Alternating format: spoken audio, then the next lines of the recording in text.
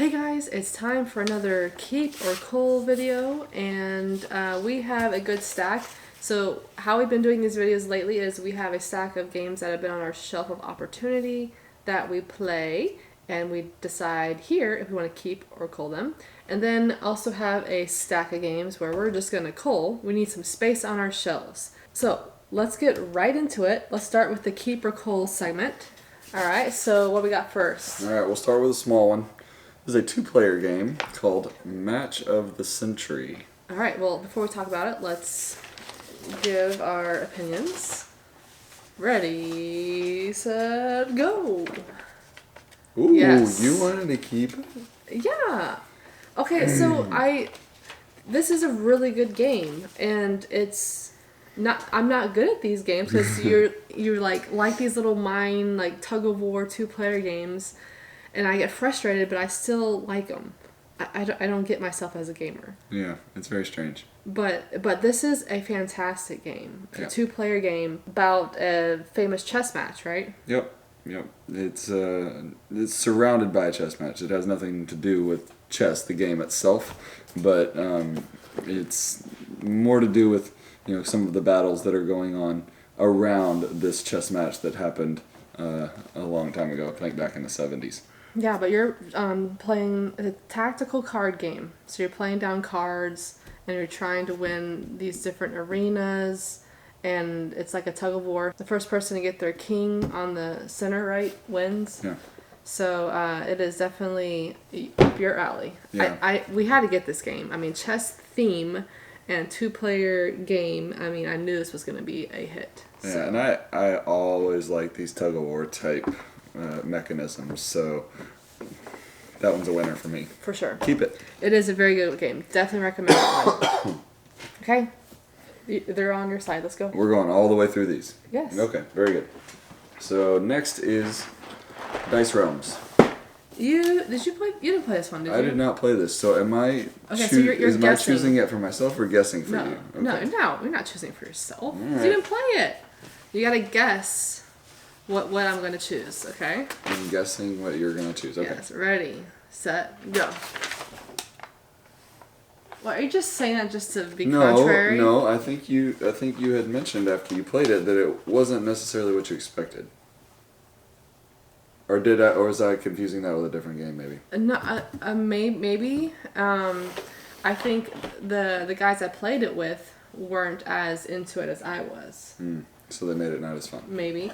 No. It's just that I like it. I think I like it more than they did. Okay.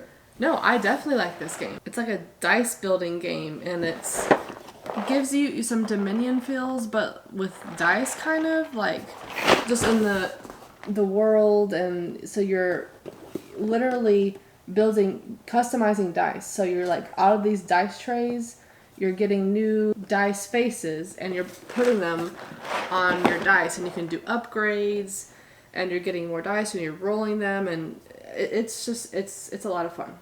It just seemed too fiddly for me, so I have not played it. I don't know if I will. I want you to try this one, because you might like it. It's really not that fiddly. It's actually pretty well done with... It's pretty easy just to pop out the die faces with their little tool and pop back in. And they still stick on there when you roll them? Yes. All right. No, it's actually pretty well done. So I might want you to try this one, and it's really not a complex game. Okay. Yeah. Sounds. I like it. Next, we have Big Box. Fireball Island. The Curse of Volcar. Curse of Volcar. Okay. Here's the way it's gonna go. Ready? 3, 2, 1. Oh. Yeah. We're on the same page. It was an okay experience, and I was originally thinking like, okay, is this one I want to keep for down the road to play with our daughter? I don't. I think I would just rather play other games. I think you're being generous by saying it was an okay experience.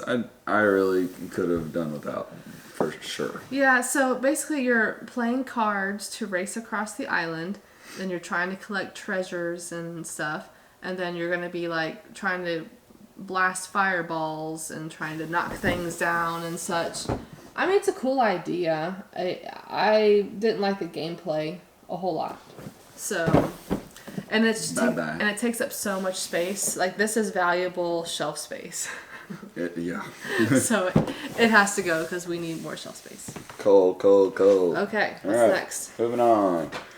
We are going with the original GIF of the GIF series. This is the first one. We finally played it. Finally got this one in, and the verdict is.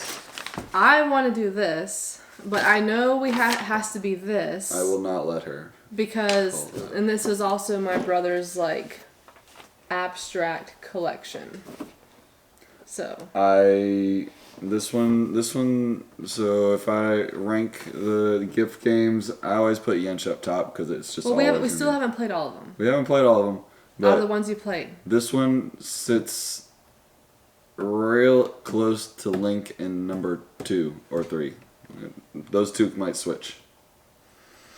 Yench and then Link or GIF, one of those. No, thank you. Yeah. I'll stick with the other ones. Wasn't a big fan of that one.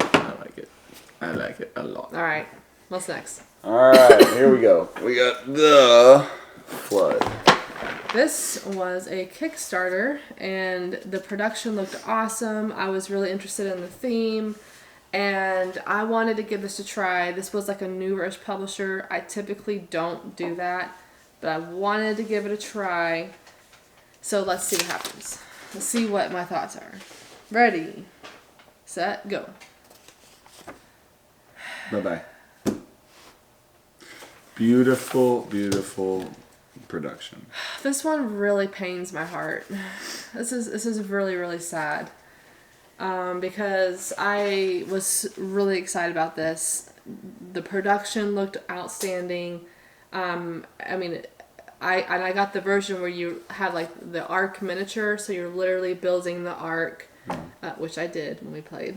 But oh man, this feels like not a finished game. This feels like it needed more time to kind of work through maybe a little bit of the gameplay, but also the rulebook. The rulebook needs a complete revamping. It was so frustrating.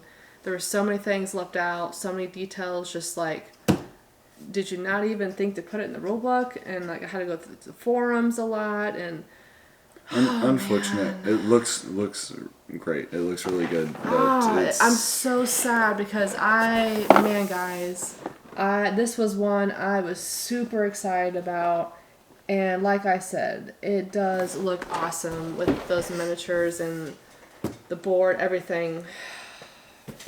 Bye Flood. This was really sad for me. This one hurt a lot. All right. We got one more. This so sad. Is After Us.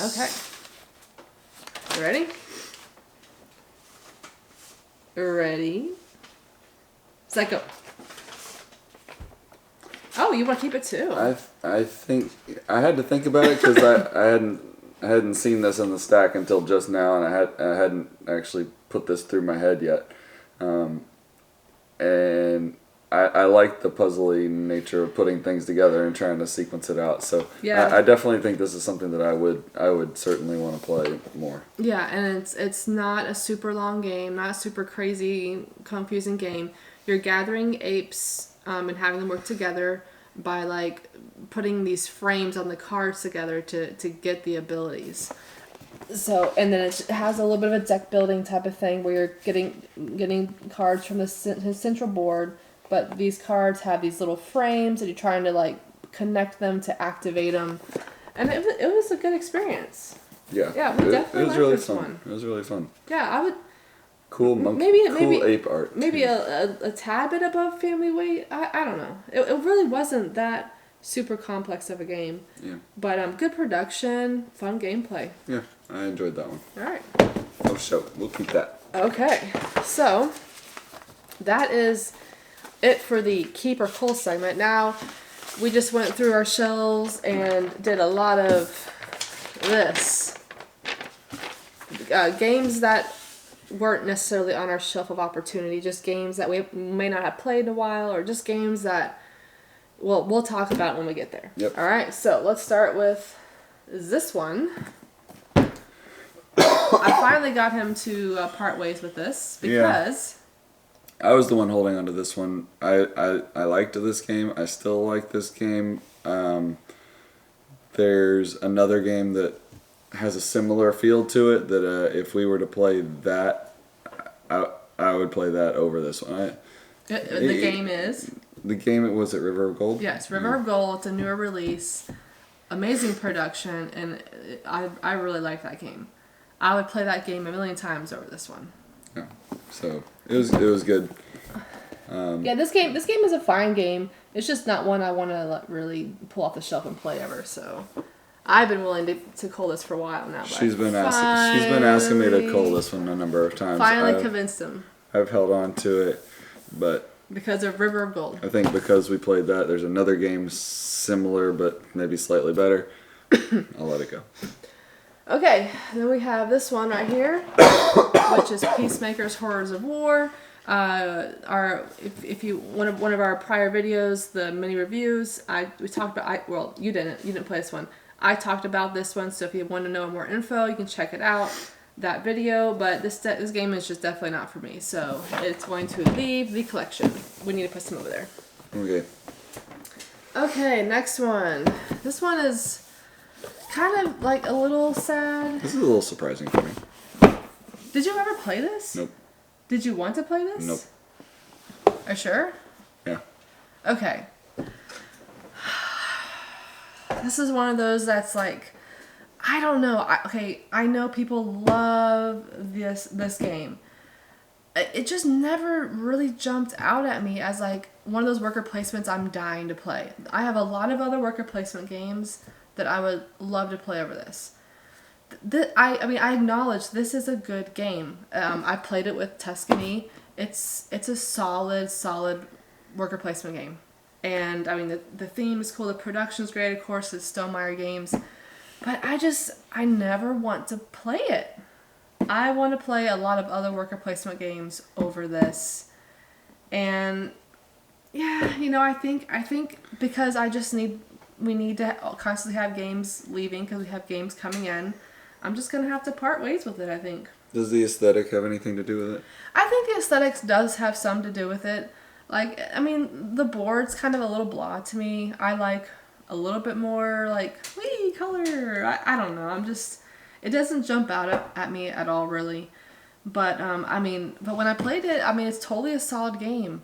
It's just not one that I'm pulling off the shelf or even, like, saying, oh, I really want to play that. So for that, I think it needs to go. And that's hard because I know it's a good game. Some tough decisions. But I also think if I ever, like, am dying to play it, which won't happen because I've had that game for a while, I think some friends have it, so there. There you go. Okay, this is another one. These are some hard decisions. This is... I gotta look at this one. I played this one at some point. A long time ago. And I wasn't necessarily a big fan. Yeah, I think it was just like... Meh. This is a space game leaving the collection, guys. Can you believe it? Rocketman by Martin Wallace. I do like this game. The problem is I played it with, I think a couple of different people, including you, and everyone I played it with has been like, meh. And so I don't really have anyone to play it with. And it's really not my favorite one, so I would probably like pull out other ones over this. I think I remember it's been a long while since I played this. I think there was just the card play, the different cards you can get and such just wasn't as gripping as other games. I don't know. It just didn't feel like there was a lot of flex room with doing some of the things I wanted, and it felt restricted with the cards.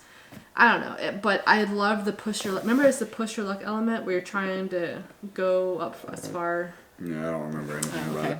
Well, anyway, it's a deck building game with an innovative twist of preparing your missions on the launch pad, removing part of your assets from the deck to play, blah blah. Anyway, yeah, I think it's just gonna have to go, just because I got a lot of other space games, as we know, that I would much rather play. Even though if someone asked me to play this, I would totally play. But no one's You asking me. You gotta find somebody that's willing to do that. No one's asking me to play that game, so Bye-bye. bye-bye. Bye-bye. You know, and that concept of that push your luck and like trying to like get further in space, we have Malim Space Agency. Yeah, that's fun. And for sure would rather play that over that. For sure. Okay, so You still have a lot of stuff. I just decided to pull these off the shelf. Yeah. I'm like, you know, we've been keeping these to maybe play with my parents, but really, I don't think we're ever like. We recently played Flip 7 with them. I think anytime we would prefer to play this over any of these. Much more fun. And they do like that game a lot. I think these you'd have to have the right crowd, and her parents aren't. I don't. No, think my mom really likes these investigative things. That's one reason why I held on to it. Okay, but so maybe the right crowd means I'm not necessarily a fan of doing it with. I don't know. You didn't like these. I wasn't a big fan. I kept these to maybe have play with us, knowing that my mom really liked these types of things. But really, the gameplay isn't amazing. So you know what? I think we can just say bye. Bye bye. Okay. Okay.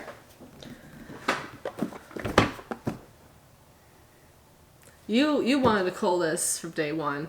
I was the one that kept this. I could have sworn there was a game that we played recently that I was like, okay, because of this game, I can get rid of this. Yeah. And I'm drawing a blank. I don't remember it either. I cannot remember what it was. Anyway, like this I liked. You did not like. There was just too much luck. But I still enjoyed playing it. You're basically trying to hunt down some ships, and the other person is trying to like not get revealed. Yeah, your submarines or you're like ships, and then submarine trying not to get caught out at sea. So kind of this interesting little coordinate system, but yeah, it just didn't capture me. Yeah, I think I can part with it though. I think there's just a lot of other 2-player games I'd rather play that we have. Okay, and then we have this one, which was Gearworks. This is like a Sudoku-ish type of puzzle, and decent game, decent puzzle. I just don't think we're gonna play it out of all the games we have, so I think we're gonna gravitate toward others. Yep. So I think we're gonna have to move on. Sorry, Kirk. This was a friend from college who made this one. Yeah, good game. Good game. Just we will play other things first. And the playmat was nice. Playmat came with it, yeah. All right, 2 more. Now we have Tokyo Highway, which is another like sad one because I like the game, but for some reason I feel like the past couple times we played this, I've just had epic failures. Pretty bad.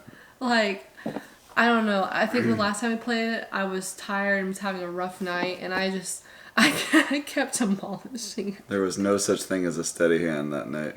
No such thing, and it was just like, I mean... It's a dexterity game. Yeah. And there's like popsicle sticks and cars on popsicle sticks and rope, like it's just all intertwined, and I kept knocking like everything over, and we just eventually decided just to stop playing because I couldn't do it. End the torture. End the torture. So I do love whenever you're done with this game, I love how it looks. It's so cool. But I think I'd rather play like junk art, for instance. Right, Justin? Is that your opinion as well? Yeah, I think junk art's gonna take us a lot farther. I like the chunkier pieces in junk art. This is just it's essentially popsicle sticks, and it feels that way. Junk art's got chunky pieces that are fun. Yeah, junk art's cool. I don't know if I'm ever gonna get rid of that game. I like that one. I've been really itching to play it again lately. Okay, last one. Chronicles of Crime. We've been like slowly like chopping like out some of these games. We've had multiple, and we've been slowly getting rid of one at a time. I think we have one left at this point, right? Maybe. The future one. Yeah. 2400 or whatever it is. The best one in my opinion. Yeah. We just started realizing, you know what, it's a really cool concept and it's cool how it works, but we're just so bad at it. Either we're stupid or just like.